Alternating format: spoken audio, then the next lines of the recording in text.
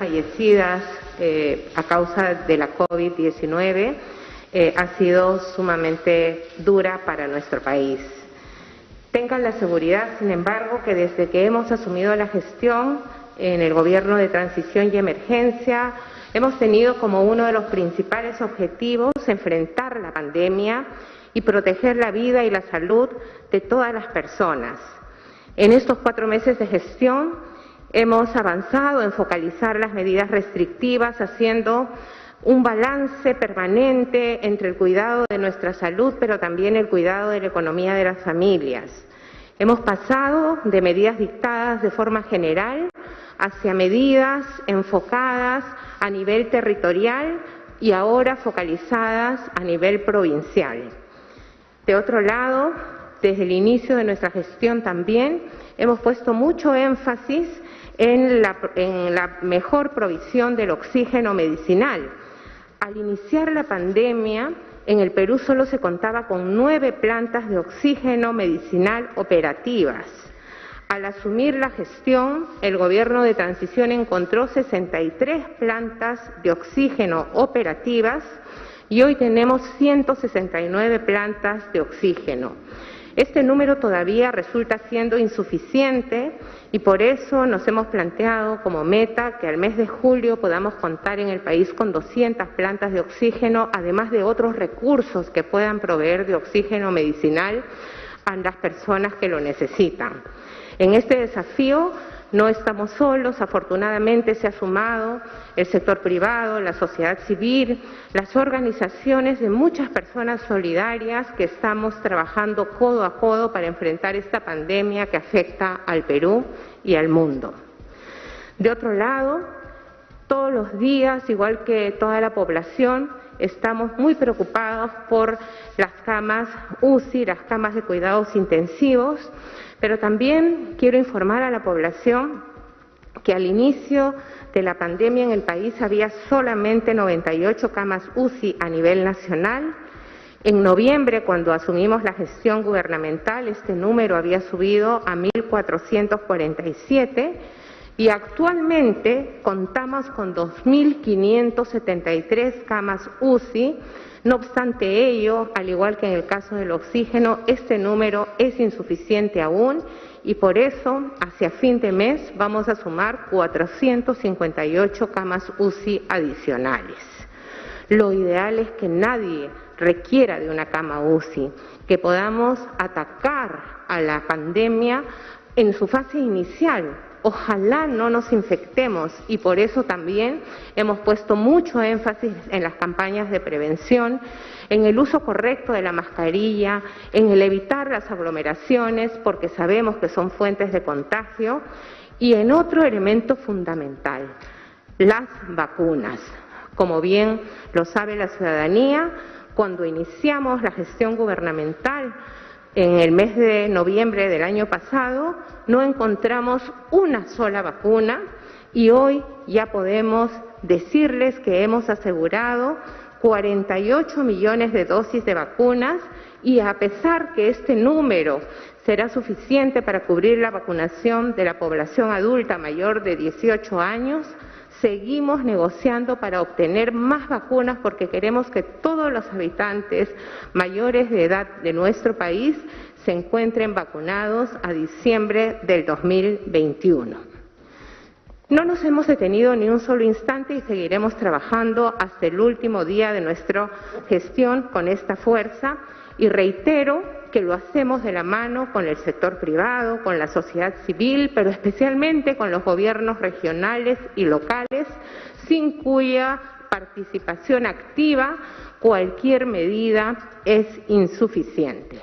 Y por eso también en este momento en que estamos viendo cifras muy preocupantes, invocamos a que los gobiernos locales sigan fortaleciendo sus acciones de control de aforos, de control de aglomeraciones, de ordenamiento de aquellos puntos en los que se reúnen personas, porque estos espacios son espacios de riesgo para todos. Pasaré a continuación a informarles sobre las decisiones que tomamos en el Consejo de Ministros realizado el día de ayer y que lamentablemente por un tema de agenda no pudimos realizar la conferencia de prensa como hubiéramos querido. Quiero compartir con ustedes que el día de ayer hemos aprobado una iniciativa legislativa muy importante para nuestro país, primero porque es producto de un trabajo concertado que agrupa al Poder Ejecutivo, al Congreso de la República, al Poder Judicial, a la Junta Nacional de Justicia, al Tribunal Constitucional, el Ministerio Público, la Contraloría General de la República y la Defensoría del Pueblo. En conjunto formamos la iniciativa denominada Consejo para la Reforma del Sistema de Justicia y como tal aprobamos presentar al Congreso de la República el proyecto de ley que crea la Comisión Técnica Interinstitucional Permanente de Gobernanza de Datos e Interoperabilidad del Sistema de Justicia. La aprobación de este proyecto de ley marca un hito en el proceso de reforma del sistema de justicia, pues permitirá el fortalecimiento de las instituciones y la gobernabilidad de nuestro país mediante el impulso de la transformación digital en el sistema de justicia. Confiamos en que el Congreso de la República le dé atención prioritaria para contar pronto con esta Comisión Técnica Interinstitucional.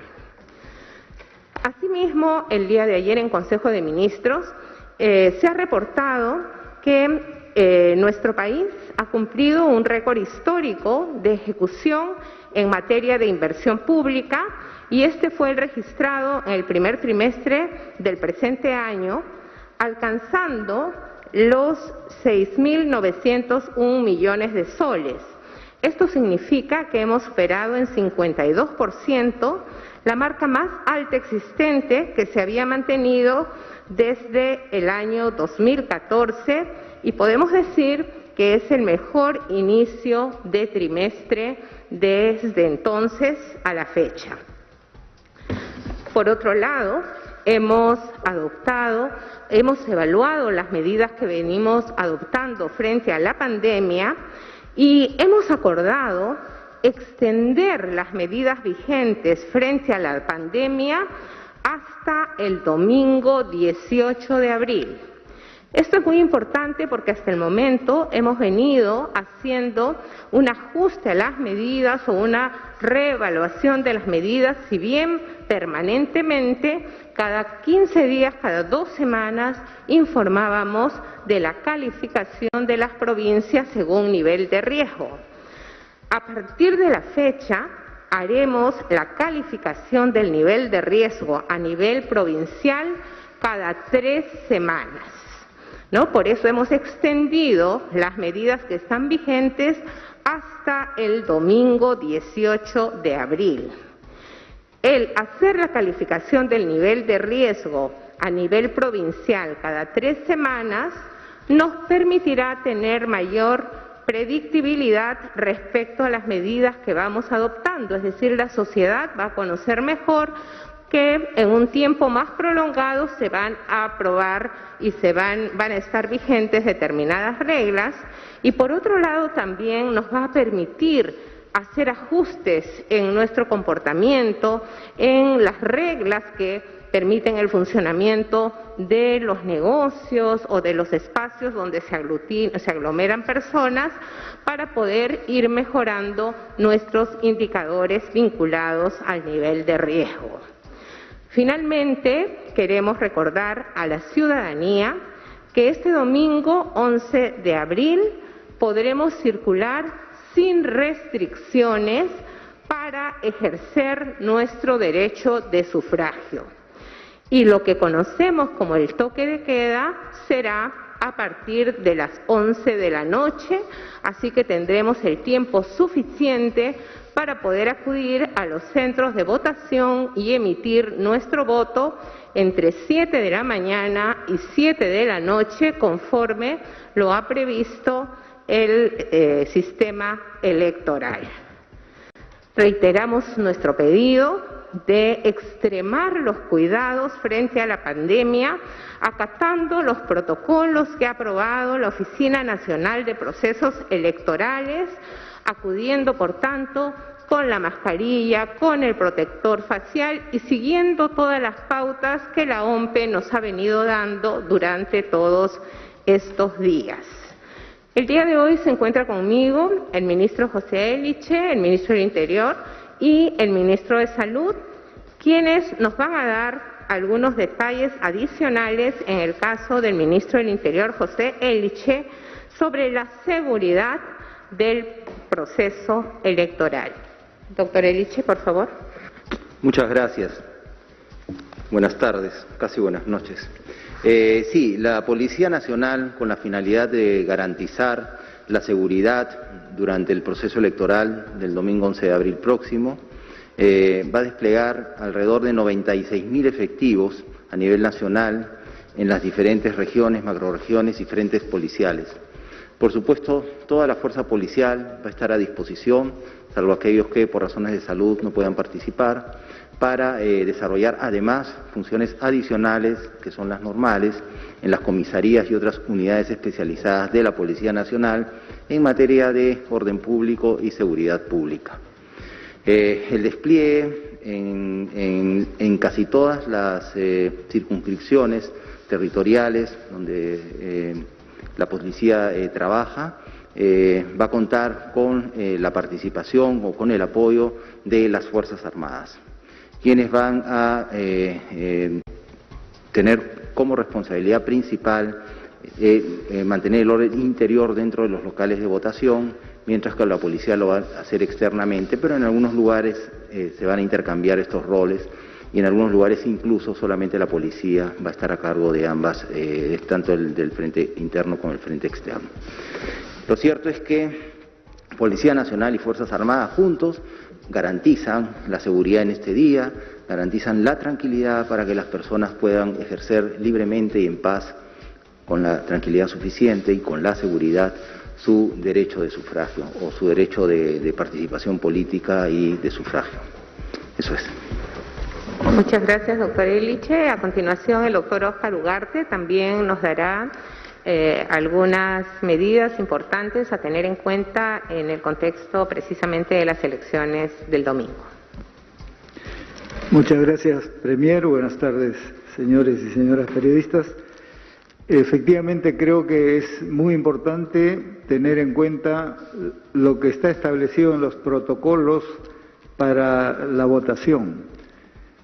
Como sabemos, una de las cosas que se ha acordado y la OMPE lo viene implementando y tiene ya todo listo para la votación es ampliar el número de mesas electorales, de tal manera que haya una menor cantidad de personas en cada mesa y no se produzcan las aglomeraciones o las colas que tradicionalmente se producían en elecciones anteriores.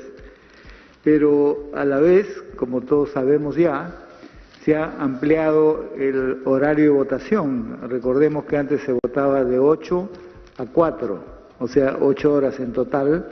Ahora se vota de 7 de la mañana a 7 de la noche, es decir, 12 horas. Se ha ampliado 4 horas más, justamente para garantizar que las personas lleguen y no se aglomeren y que se pueda guardar el distanciamiento social. Creo que es bien importante y les solicitamos, señores y señoras periodistas, sugerir a la población que vaya en el horario que está establecido de la siguiente manera. Se recomienda que los adultos mayores, las gestantes, las personas con discapacidad vayan entre 7 y 9 de la mañana. Pero esto se hace para justamente los fines de evitar la congestión, que además, y esto cualquier persona lo puede identificar, con el número, el dígito final de su DNI, los que tengan el número 1 se recomienda que vayan de 9 a 10 de la mañana, los que tienen el número 2 de 10 a 11 y así sucesivamente, de tal manera que sea mucho más ordenado, que no todos se aglomeren en las primeras horas o hacia el mediodía, sino que en las 12 horas que van a funcionar las mesas electorales puedan las personas circular adecuadamente, evitando la congestión y por lo tanto garantizando el distanciamiento social y sobre todo sin que haya la congestión a las cuales ya hemos hecho referencia y que, como sabemos, genera por lo general la transmisión del virus. Además, por supuesto, tener todos los cuidados que ya han sido sugeridos, bueno, el uso de la mascarilla sin duda, el llevar su lapicero de tinta azul, de preferencia, para que no se necesite usar el mismo lapicero por 2 personas o más y evitar en esas circunstancias que se pueda producir el contagio. Ya en las propias mesas les van a orientar cómo es el protocolo en el momento de la votación y los miembros de mesa estarán también adecuadamente protegidos con equipo de protección personal, lo que garantizará que este acto, que es multitudinario, sea, sin embargo, con todos los estándares de protección que se establecen a nivel internacional. Hay numerosas experiencias de elecciones en los últimos meses y lo que se está haciendo en el Perú es aplicar las medidas más adecuadas a partir de la experiencia en otros países y estamos seguros que eso, con la participación ciudadana y la labor de difusión que ustedes como periodistas puedan hacer, este acto electoral, pese a ser multitudinario, no constituirá un riesgo mayor si se siguen estas medidas. Es esto lo que queremos recomendarles y tenemos plena confianza de que este acto electoral, que además es el cumplimiento principal de la gestión del presidente Sagasti, hacer las elecciones, será todo un éxito y se podrán elegir a las nuevas autoridades del país. Gracias. Muchas gracias, señores ministros. Damos paso entonces a las preguntas. Empezamos con TV Perú, a cargo de Miguel Infantes.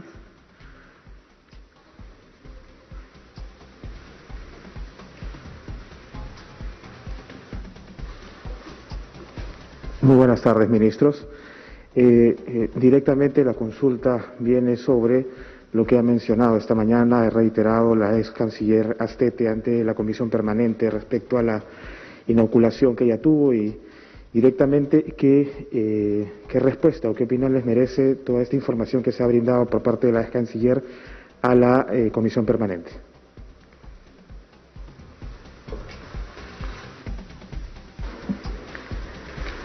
Bueno, en realidad no podría emitir ninguna opinión al respecto porque entiendo que todavía el proceso no ha concluido. Lo que sí puedo aprovechar la oportunidad es para reiterar a la opinión pública y a todos ustedes que el presidente Sagasti y yo nos enteramos de su irregular inoculación el día domingo 14 de febrero, cuando nos presentó su carta de renuncia por esta razón precisamente y nos hizo entrega de un documento que ella hizo público algún tiempo después, creo que fue una hora después, en el cual ella nos dijo directamente que narraba su verdad. Gracias. Muchas gracias. Es el turno de Mariel Pipa, de Latina.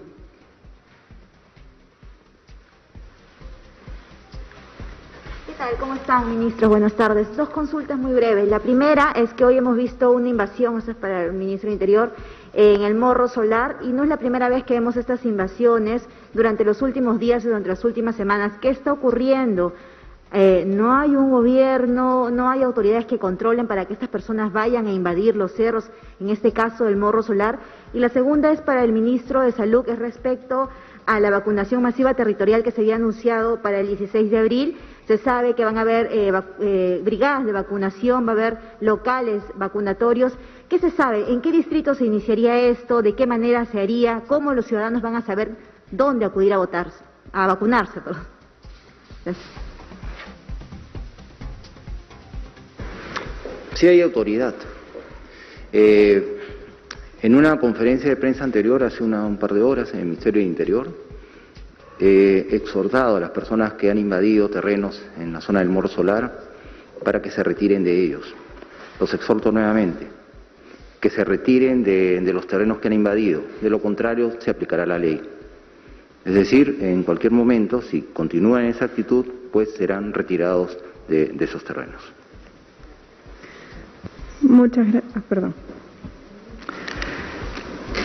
Como ya lo anunció el presidente Sagasti, efectivamente a partir de la próxima semana empezaremos a aplicar la estrategia de vacunación a nivel y bajo la modalidad territorial.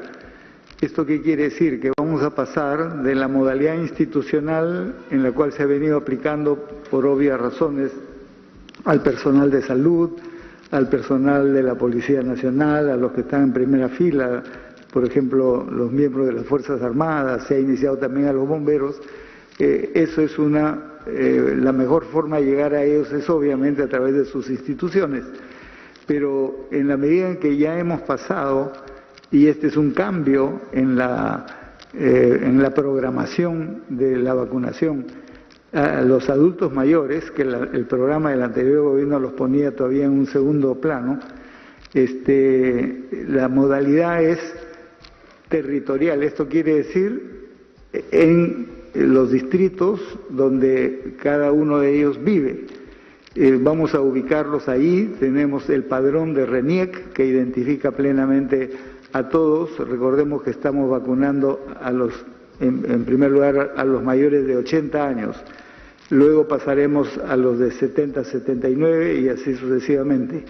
Pero a los mayores de 80 años se les va a vacunar en centros que van a ser anunciados en los próximos días. No hemos querido interferir con toda la dinámica electoral, pero pasadas las elecciones vamos a informar, porque a partir efectivamente del día 16, recordemos que el siguiente lote de vacunas de Pfizer, los 200.000 siguientes, llegan el próximo miércoles. Entonces, el jueves se reparte y a partir del viernes se va a vacunar a todos los adultos mayores de acuerdo a dónde viven, con centros de vacunación, y se va a identificar por el DNI y el nombre donde le corresponde a cada quien.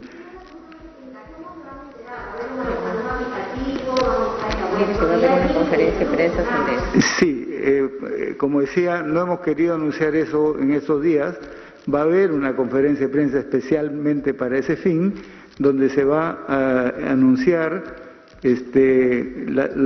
las listas, digamos los padrones por cada distrito identificados, y los centros de vacunación que le corresponde a cada quien, que por el DNI también será claramente identificado, e incluso los horarios que corresponda. Eso lo vamos a anunciar ampliamente y va a haber bastante información al respecto. Muchas gracias. Damos pase entonces a la República, a cargo de Raúl Ebusquiza. Muy buenas tardes, ministros. Dos preguntas sumamente puntuales. La primera es acerca de la ley de devoluciones de la ONP, que se había anulado. Entonces, el ministro de Economía anunció que hace 2 meses ya se otorgaría pensiones proporcionales a los afiliados que no alcanzaron los 20 años de aporte. ¿Cuándo se concretaría esta medida? Y la segunda es acerca de la propuesta de Fondos Monetarios Internacionales de entregar bono de 2.760 soles a las familias más vulnerables del país para que de esta forma se pueda reducir la tasa de pobreza y dinamizar la economía. ¿Qué le parece esta propuesta? Muchas gracias. Muchas gracias. Sobre el primer punto, efectivamente el ministro de Economía anunció que estaban estudiando en el Ministerio de Economía cómo es que se podría encontrar una salida precisamente para aquella población que ya estaba a punto de cumplir con los años de servicio y no era sujeto de una pensión de jubilación. Todavía no, la propuesta no está terminada, pero tan pronto esté lo anunciaremos, lo debatiremos primero en Consejo de Ministros y lo anunciaremos públicamente. Respecto de la propuesta del Fondo Monetario Internacional, También estamos haciendo una evaluación, nos parece interesante el estudio, sin embargo, queremos recordar que todas las propuestas tienen que aplicarse en los contextos de las realidades económicas de cada país. Nosotros, en este momento de la pandemia, hemos podido hacer una combinación entre la atención de las líneas de prevención, atención en vacunación, pero además apoyo social, y hemos otorgado a las familias un bono de 600 soles por el periodo de cuarentena que tuvimos bastante acotado. No obstante, lo vemos apreciamos que es una propuesta interesante. En este momento no hemos considerado aplicarla en nuestro país. Muchas gracias, ministros. Esas serían todas las preguntas. De repente quieren dar un mensaje final, sí. Sí, muchísimas gracias más bien por su atención y simplemente recordarle a la población que una de las tareas de ese gobierno de transición y emergencia era garantizar a los organismos electorales los recursos necesarios, pero también el apoyo necesario para conducir unas elecciones limpias, libres, transparentes, con seguridad en términos integrales, seguridad en términos de protección de las personas, pero también con seguridad sanitaria. Vayamos el domingo a ejercer nuestros derechos ciudadanos utilizando nuestros mecanismos de protección personal, mascarilla bien sujeta, sujetando, como dice el lema, nariz, boca y barbilla, cubriendo nariz, boca y barbilla, pero también respetando las reglas que nos ha puesto nuestro organismo que organiza precisamente las elecciones, la OMPE. Vayamos en los horarios que nos han convocado, tratemos de guardar las distancias que nos indican las autoridades y bueno, como es usual, informémonos también para tomar la mejor decisión que consideremos importante para nuestro país.